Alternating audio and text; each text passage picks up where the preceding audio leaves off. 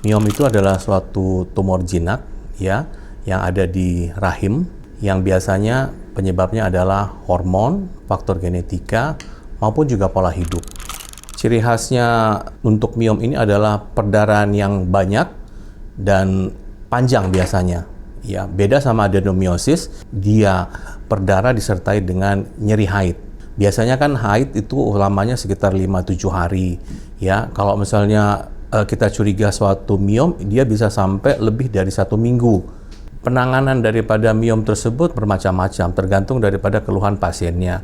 Kadang-kadang ada juga pasien yang tidak perlu dilakukan suatu tindakan atau operasi. Biasanya hanya konservatif saja dengan menggunakan pengobatan maupun dengan merubah pola hidup bisa saja.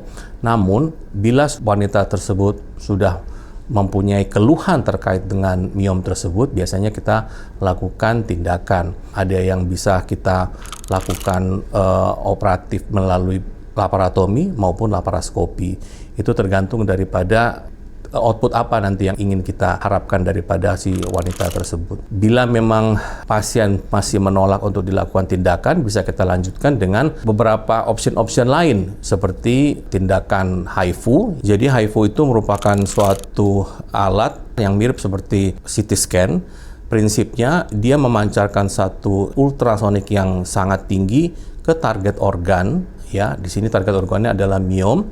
Diharapkan dengan pancaran ultrasonik tersebut akan merubah struktur sel daripada miom tersebut, sehingga makin lama sel-sel di dalam miom tersebut berubah, dan yang kita harapkan adalah dia akan mengecil sendirinya tanpa dilakukan tindakan operatif atau insisi sedikit pun pada tubuh pasien.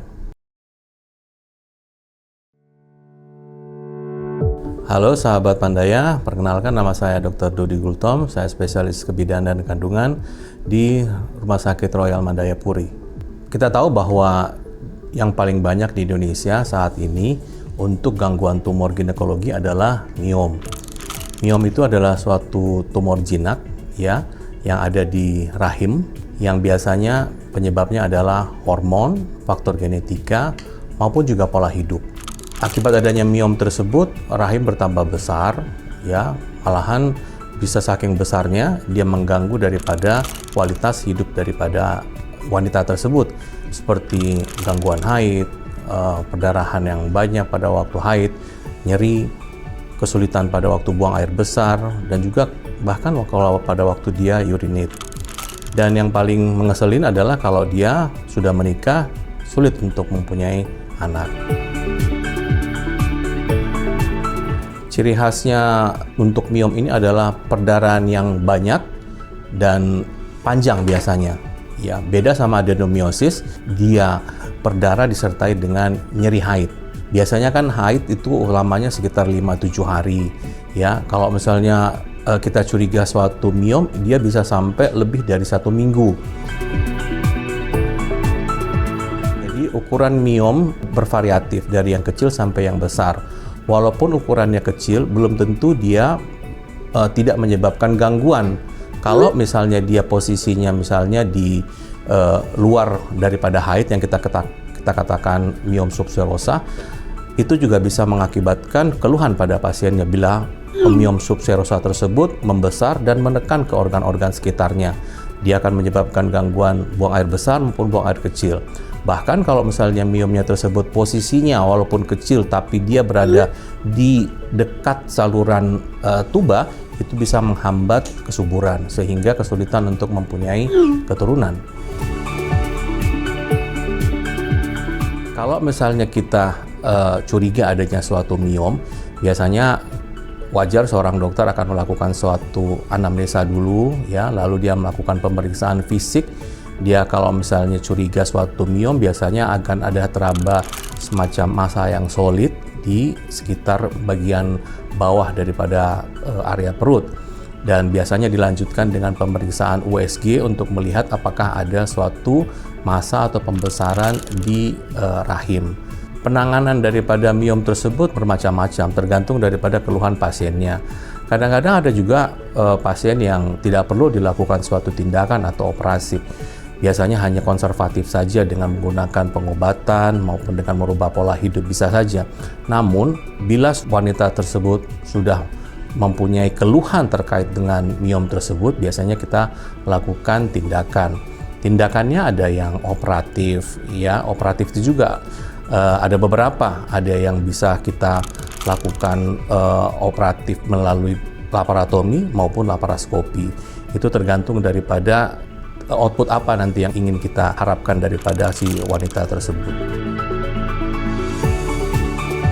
Bila memang pasien masih menolak untuk dilakukan tindakan, bisa kita lanjutkan dengan beberapa option lain seperti tindakan HIFU yang saat ini baru di Rumah Sakit Mandaya. Jadi HIFU itu merupakan suatu alat yang mirip seperti CT scan. Prinsipnya dia memancarkan satu ultrasonik yang sangat tinggi ke target organ, ya. Di sini target organnya adalah miom.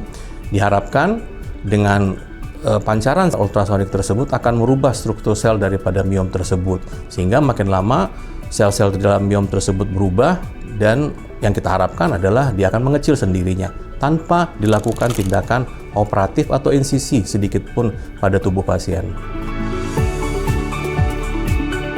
Pada waktu kita melakukan tindakan HIFU itu sama sekali tidak ada sayatan, non-invasif, ya.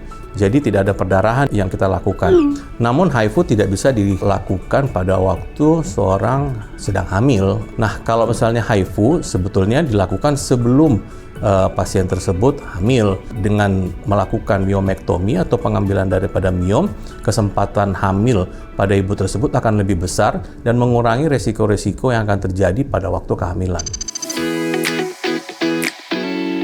Ayo Sobat Mandaya, kita lihat alat baru yang ada di Mandaya.